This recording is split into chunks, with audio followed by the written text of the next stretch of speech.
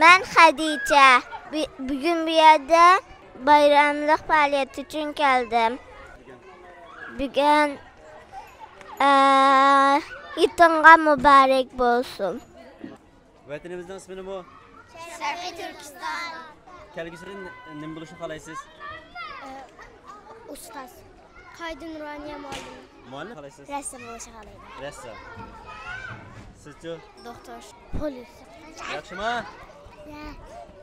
Polis. Ben çoğun bulağan çağımda en çok ustazım bölüm. Doktor. Doktor. Ustaz. Selamünaleyküm arkadaşlar. İsmim Nurgül. Biz bugün Doğu Türkistanlı yetim yavrularımızla bayramın 3. günü bayramlaşacağız Allah'ın izniyle. Bu yavrularımızı bayrama 20 gün kaladan beri başladık. Bayramlıklarını giydirdik. Bugün de o yavrularımızın bayramlıklarını giyerek bayram sevincine şahit olacağız. Allah razı olsunlar, bizleri davet ettiler onların bu sevincine şahit olmamız için. Ama buradan tabii biz bu sevince şahit oluyoruz ama aslında bu sevinci sizlerin ve hayırseverlerin görmesini istiyorum. Bir çocuğu sevindirmenin, onların yüzlerindeki bu tebessümün insanı ne kadar mutlu ettiğini sizlerin görmeniz lazım ki eğer bir çocuğa bayramlık alıyorsanız bu sevinci gördüğünüz zaman eminim diyeceksiniz ki ben bu sene 100 çocuğu birden giydirmek istiyorum. Çocuklar o kadar art niyetsiz, sevgilerini, sevinçlerini yüzlerine yansıtan Rabbimin bizlere hediyeleri. Allah onların eksikliğini vermesin. Bu yavrularımızın tabii ki maalesef çoğu yetim. Keşke böyle olmasalardı. Keşke anneleri ve babaları her zaman başlarında olsaydı. Normal bizlerin çocukları gibi anneli babalı büyüselerdi. Gönül bunu istiyor. Ama maalesef bu olamadı. Bütün dünyada şu anda, bütün İslam coğrafyasında bir zulüm var. Doğu Türkistanlı kardeşlerimizde de yoğun bir şekilde bu zulmü yaşıyorlar. Yavruları yetim, annesiz, babasız. Tabii onları biz ne kadar mutlu edersek edelim, gönüllerindeki o hüznü kaldıramıyoruz. Annenin babanın vermesi gereken sevgiyi veremiyoruz. Sadece bir nebze güldürüyoruz. Ama o bir nebze bile o kadar onların ses tonlarına, yüzlerindeki ifadelere yansıyor. Ama bu hüzün onları ne kadar mutlu etsem beni mutlu etmiyor maalesef. Yani ben bu yetim çocukları ne kadar çok mutlu etsem de onlara kıyafette alsam, giydirsem de onlar çocuk olarak bazı şeylerin bilincinde değiller. Ama biz bunun bilincindeyiz. O çocukların annesiz babasız olduğunu düşündüğüm zaman içimde böyle bir yanardağ volkanlar patlıyor. Bütün İslam alemindeki bu zulme diğer Müslümanların duyarsız kalması en üzücü olanı. Şu anda Filistin'de zulüm var, Doğu Türkistan'da zulüm var, Suriye'de zulüm var, birçok İslam coğrafyasında zulüm var. Bütün kardeşlerden özellikle şunu rica ediyorum, zulüm altında olmayan, biraz ferahta olan din kardeşlerimizden lütfen artık herkes bu davalara sahip çıksın. Bu artık iman ve küfrün savaşı. Bu yetim çocuklar maalesef hepimizin çocukları. Keşke annelerinin babalarının evlerinde mutlu çocuk cıvıltılarıyla büyüselerdi. Böyle bir imkan olmadı. Öyleyse yetim kaldılarsa hepimizin çocukları. Onları güldürmek de hepimizin boynumuzun borcu. Herkes sırça sarayından çıksın artık. Lütfen ben daha evimde daha lüks nasıl yaşarım telaşından çıkalım. Artık bu davaya sıkı sıkı sahip çıkalım. Yani davanın sahibi gerçek Müslümanlar ve bizleriz. Allah için hepinizden rica ediyorum. Lütfen hiçbir coğrafyadaki zulüm altındaki kardeşlerinizi unutmayın hiçbir zaman. Hiçbir şey yapamıyorsanız dua edin. Yani dua bana göre bu devirde en az yapılacak bir şey. En kolayı. Yani mutlaka taşın altına elimizi koyacağız. Maddi, manevi ne yapabiliriz? Her şeyimizi dökeceğiz. Sahabe Peygamber Efendimizin zamanında bütün malını mülkünü veriyordu. Her şeyini veriyordu. Biz bari dua edelim diyoruz ama zengin çok abilerimiz, ablalarımız var. Uygurlardan ve bizden de. Bu zengin abilerimizden, ablalarımızdan, kardeşlerimizden özellikle rica ediyorum. Bu yetim yavrularımıza, dul yetim annelerimize sahip çıkalım. Bu yetim çocukları büyütüyorlar ama evde çok sıkıntılarla büyütüyorlar. Bu sıkıntılarına bir nebze de olsa üzerlerinden yüklerini alalım. Yani sizlerden tek ricam bu, yetim gülerse dünya güler. Yetimle mazlum kulun duası arasında perde yok. Birçok hadis-i şerifinde Rabbimiz diyor ki eğer duanızın kabul olmasını istiyorsanız bir yetim başını okşayın, bir yetimi mutlu edin. Biz de bunu yetim yavrularımıza sahip çıkalım. Bu yetim yavrularımız inşallah çok iyi yerlere gelsinler ve kendi vatanlarını kurtarsınlar. Yani tek gayemiz onlar Doğu Türkistan'daki zulüm gören kardeşlerinin umudu şu anda. Niye? Onlar çıktı, onlar için savaşabilecekler, mücadele edebilecekler. İçerideki kardeşlerimizden hiç şu anda ses yok. Neden? Çünkü Doğu Türkistan dünyaya kapalı. Orada neler oluyor şu an bilinmiyor. Sadece biliyoruz ki insanlar hapishanelere tıkılmış. Bu yetim yavrularımızın anneleri, babaları oralarda katlediliyor. O yüzden bu yavrularımız büyüsün ve vatanlarına hizmet etsinler. Sizlerin destekleriyle inşallah. Allah hepinizden razı olsun. Şu mübarek bayramda da bu yavruları unutmadığınız ve onların yüzlerinin gülmesine bir nebze de olsa sebep olduğunuz için hepinize çok teşekkür ederim. Allah'a emanet olun inşallah. Assalamu alaikum ve rahmetullahi ve berekatuhu. Bugün Eğitim'nin 3. günü olsun. Hemmeğinin eğitimine mübarek olsun. Bugünkü faaliyetimiz sual cevap bilen başlayımız. Ahırda eğitim taktımız. Lokman Karim bizge kıraatlam kıpasın.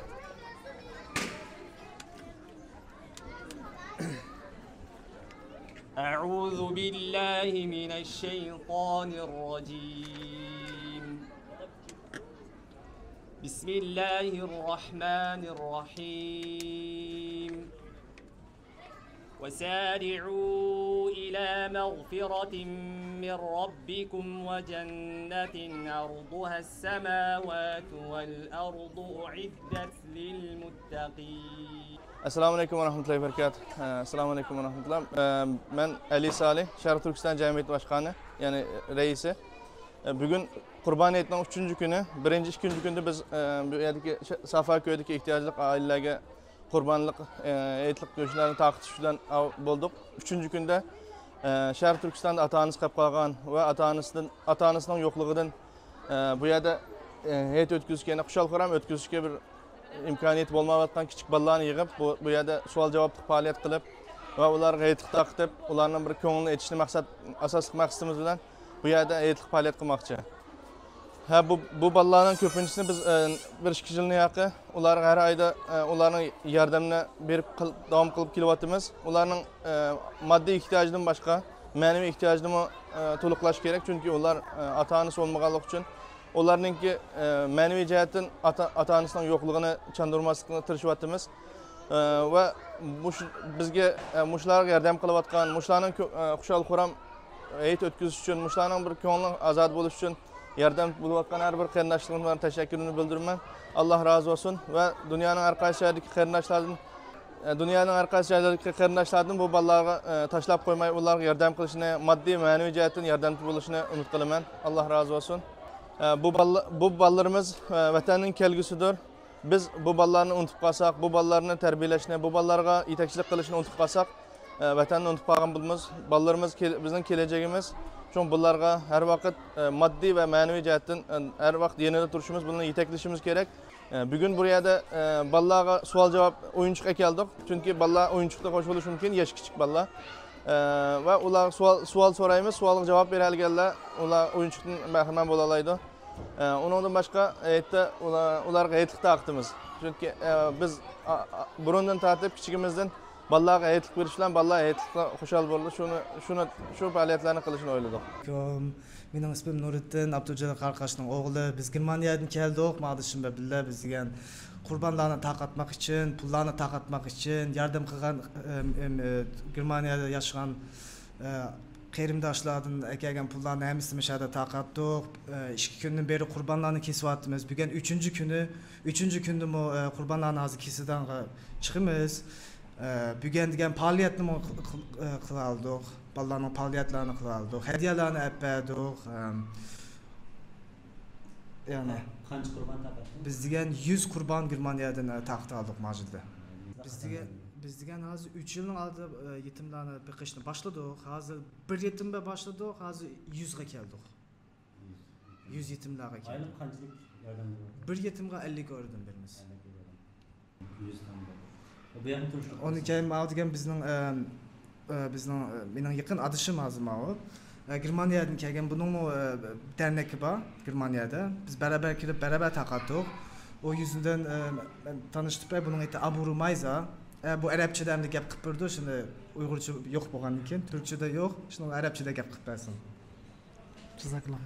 Bismillahirrahmanirrahim. Elhamdülillahi Rabbil alamin. Vessalatu vesselamu ala Rasulina Muhammedin ve ala alihi ve sahbihi ecma'in. Amma ba'd, معكم أخوكم عبد الإله أبو رميصاء من دولة ألمانيا.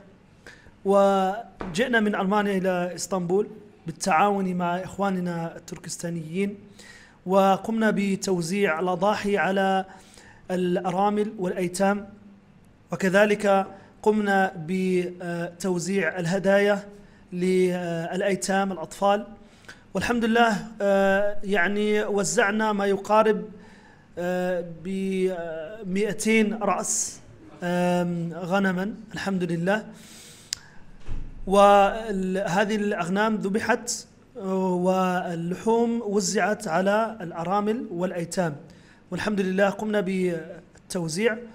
ونحن مسرورون جدا للقاء إخواننا التركستانيين، ونحن نحمد الله سبحانه وتعالى أن جمعنا مع إخواننا، ونحن كذلك ماضون في هذا الطريق في مساعدة إخواننا التركستانيين، ونسأل الله سبحانه وتعالى لهم ولنا النصر والتمكين. بارك الله فيكم. بسم الله الرحمن الرحيم. الحمد لله رب العالمين، والصلاة والسلام على رسولنا Muhammad وعلى آله وصحبه أجمعين. أما بعد, meine lieben Geschwister, ich begrüße euch und danke euch für eure Hilfe. Nach der Hilfe von Allah subhanahu wa ta'ala haben wir zusammen mit unseren Brüdern vom Verein Turkestan aus Duisburg etwas Gewaltiges geschafft. Wir haben sehr, sehr viele Schafe schlachten können und das Fleisch auch verteilen können an die Witwen und die Waisenkinder. Was haben wir für eine Zahl gehabt ungefähr? Soll ich die Zahlen sagen? Ja, Knapp über 100. Knapp über 100 Schafe haben wir, Alhamdulillah, schlachten können und das Fleisch verteilen können. Und wir sind gerade auch live dabei, immer noch die Schafe, also das Fleisch der Schafe zu verteilen. Alhamdulillah, wir haben jetzt gleich eine Verteilung an ungefähr 100 Familien. Genauso haben wir heute ein kleines Fest organisiert für die Waisenkinder. Ihr wisst ja, wir unterstützen auch die Waisenkinder und die Waisenkinder haben von uns Geschenke bekommen und Sachspenden bekommen und auch Geldspenden bekommen. Und das alles mit eurer Hilfe, mit euren Spenden, Alhamdulillah. Wir sind stolz auf euch, wir sind froh, dass wir die Möglichkeit von Allah bekommen haben, eure Spenden hierhin zu bekommen. Und unser Bruder Nurdin war auch mit live dabei, Alhamdulillah, und konnte auch genau schauen, was mit den Spenden passiert. Eure Spenden, wie gesagt, das gehört zum Vertrauen und das gehört zur Sicherheit und das gehört zur Gottesfurcht, dass wir hier vor Ort auch sind und alles kontrollieren und schauen, dass auch die Spenden wirklich da ankommen sollen, wo sie auch ankommen müssen. Und spendet weiter, unterstützt uns bei der Hilfe der Uiguren. Die Uiguren brauchen sehr, sehr viel Hilfe, meine lieben Geschwister. Die Witwen, die Waisenkinder. Es gibt auch normale Familien, die hier Hilfe brauchen. Ja, hilfsbedürftige Menschen. Deswegen spendet und macht weiter so. Möge Allah von uns und euch annehmen. Ich denke, mein Bruder hat schon alles gesagt gehabt, was man dazu sagen kann. Einfach nur ein riesengroßes Dankeschön an jeden Einzelnen, der geholfen hat, an jeden ehrenamtlichen Mitarbeiter, der hier geholfen hat, an jeden, der hier in der Türkei mitgeholfen hat. Wir machen das hier aus Istanbul, Sefaköy. Und ja, also ich kann nicht mehr als Danke sagen, ein bisschen überwältigt, doch ein bisschen auch sprachlos. Deswegen versteht das nicht falsch, meine lieben Geschwister. Aber vielen Dank.